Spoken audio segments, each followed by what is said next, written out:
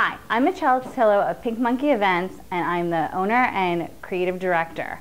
I'm here to show you how to decorate for a Christmas wedding. So we have our gorgeous Christmas wedding setting. We didn't want to go too crazy with the Christmas colors, so we created a table that was textured in green. We highlighted on the green, but it just gave little accents of burgundy to add that element. So I'm just going to go over with you today on everything that we're using. Here we have our beautiful accented glitter leaf. This you can get at any supply store during the holidays. I'll actually just pull this out. Look at that, how easy that was. And we bought these branches and they're plastic, and we thought this was so fun. You could probably buy your own branches, spray them green and put glitter on them, but we thought this is a much easier way. You could probably get this also in the holiday season at your local Michael's store. And it just adds that great, gorgeous texture for you, so when it glistens, you could definitely get that Christmas feel. I'm just gonna stick that right back in here. We added some white roses, which gives a beautiful white kind of texture in it, and we had our carnations to mirror our carnation balls. We figured this was such a pretty way to add like a fluffy texture to our Christmas wedding.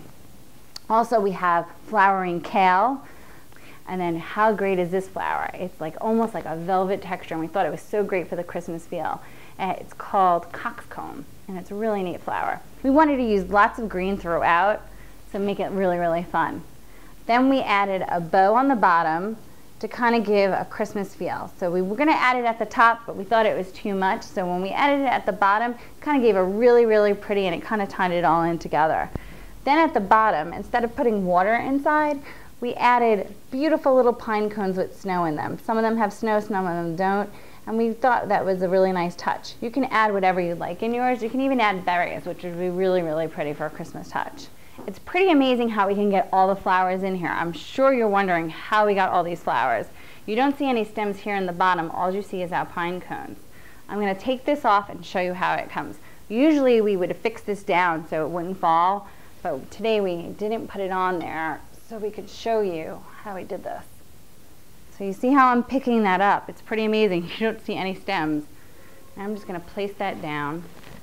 We got a clear container. You get this at any florist supply store.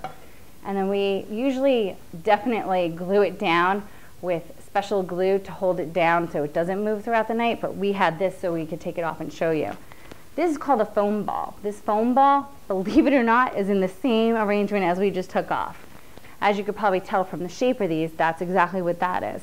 Each of those spear balls have 75 carnations in them, so they do take a lot of flowers to get that nice ball, round textured.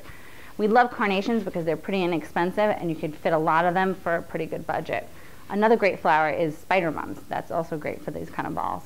This ball gets soaked in water, and then you put it in your vessel right here, and then what happens is you start putting the flowers in. And it's kind of amazing. We actually cut this to make it lay flat so it doesn't roll, like as you see here, and it cuts and lays flat, and then that's how we make our flower arrangement.